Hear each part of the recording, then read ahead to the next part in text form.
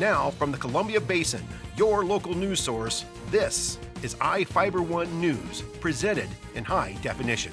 The #1 source for real-time local news, local sports headlines, and our very own Weather Center forecast covering the entire Columbia Basin. With your iFIBER 1 News team, reporting news in real time as it's happening. From the iFIBER Communications HD broadcast studio in Ephrata, Washington, this is iFIBER 1 News, and it starts now.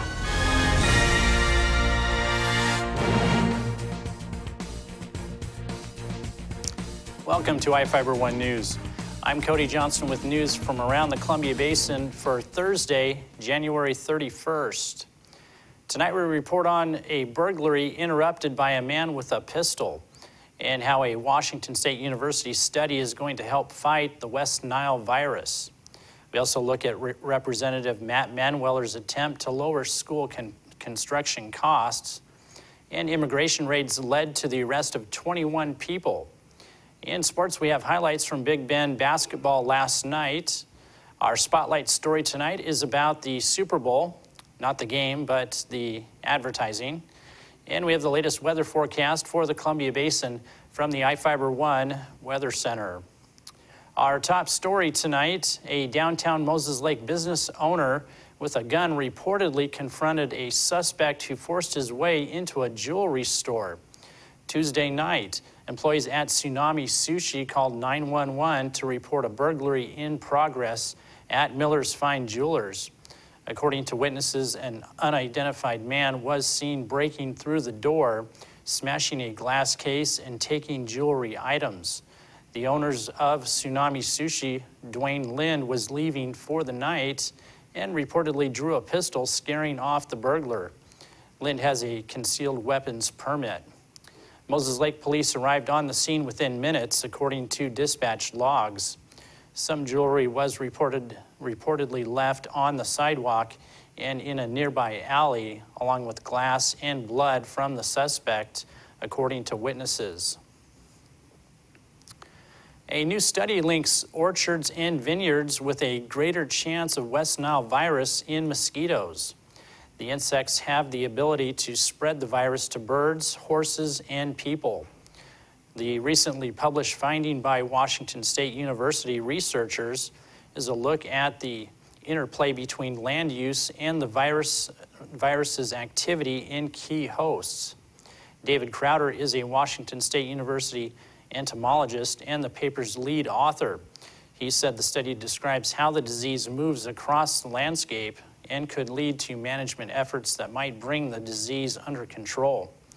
Roughly 1 in 5 infected people experience a fever, headache, body aches, and in some cases a skin rash and swollen lymph glands.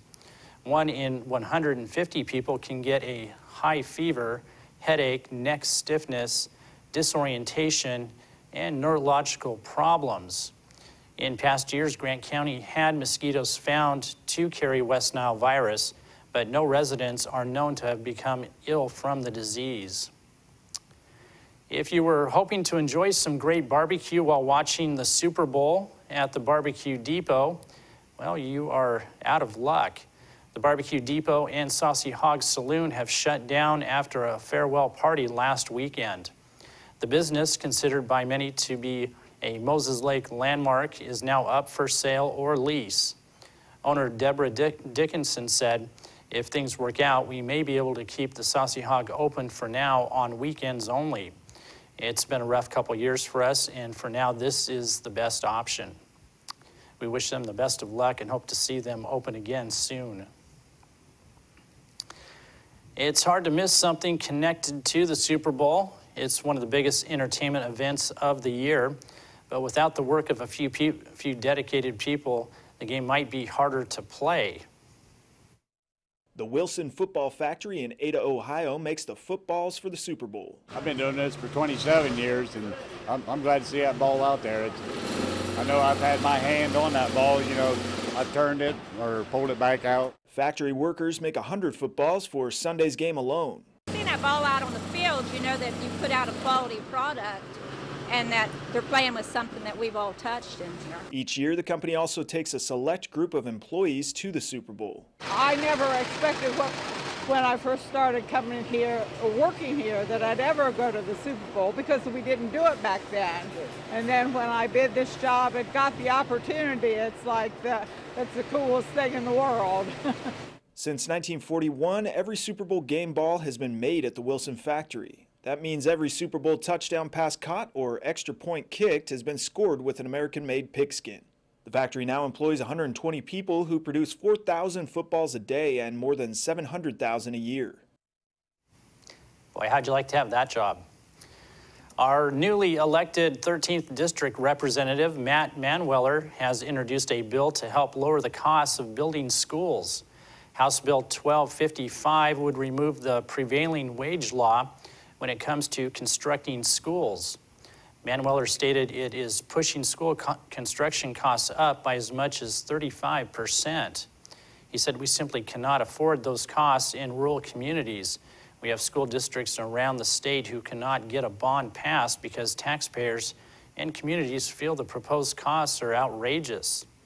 In 2012, 16 school districts received approximately $213 million for construction and modernization projects.